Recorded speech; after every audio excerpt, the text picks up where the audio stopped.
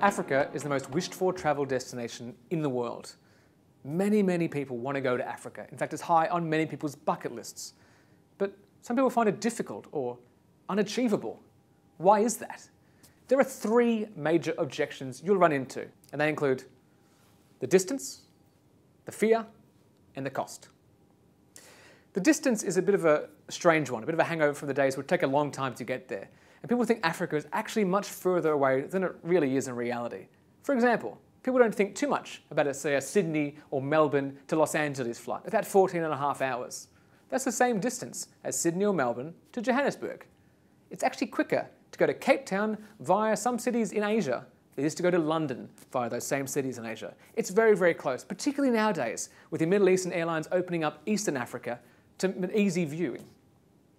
Getting to Africa is not a problem. It's not as far away or anywhere near as expensive as it used to be. Number two is the fear. People can be terrified of Africa. It's this big, scary continent where you run the real risk of dying.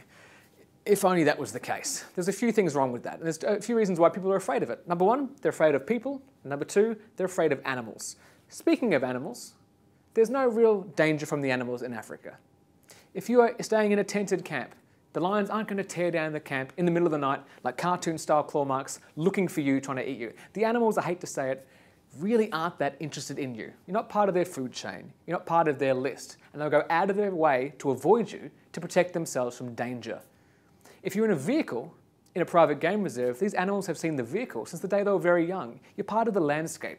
You might as well be a rock or a tree or a very noisy bush moving in the background. These animals are not interested in you for food or anything else. They're not going to run into the baggage carousel at the airport and rip you to shreds. The other thing that people are afraid about is the people. We hear stories about Africa. We've already talked about the scale of Africa, how big it is in reality, and this factors into the fear factor as well. There are some countries that have been historically dangerous. Let's put West Africa, for example. Nigeria, Mali, Sierra Leone, countries that had a bit of a spotted history. Now, the distance between, say, Nigeria or Mali and Tanzania is the same as Pakistan and Japan. It's like somebody wanting to go to Tokyo, but not because of uprising in Islamabad. It seems strange, but that's the same reason people will do to justify it in Africa. Even the cities of Africa are not as unsafe as people think they are. But the big distinction here is a difference in travel in Africa. If you're traveling to Europe to spend time in the cities with the people and the culture, in Africa it's a little bit different. You go to spend time in Africa in the wilderness with the animals and the cultures out there. So unlike Europe, we spend the vast majority of your time amongst people in cities, in Africa, you're spending your time away from the cities. In fact, most itineraries will have one day in the city on arrival and one day in the city on departure.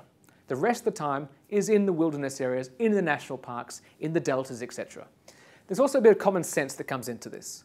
If you're a tourist to an Australian city, there's no reason as a tourist you'll be heading into the dodgy areas of our cities by yourself at 11:30 at night. In that same respect, there's no reason why you'd be doing it in Africa. Johannesburg has some dodgy areas in it, and some beautiful areas. As a tourist, you'll be heading to the beautiful areas, not the dodgy areas. There's no reason you'd be going there by yourself at night time. When you look at it with a bit of perspective, a bit of common sense, it starts to fall away. The final one is cost. People think they have to empty their bank balance or it's unachievable because of the cost of Africa. But there's a few things wrong with this theory. First of all, Africa is generally an inclusive destination.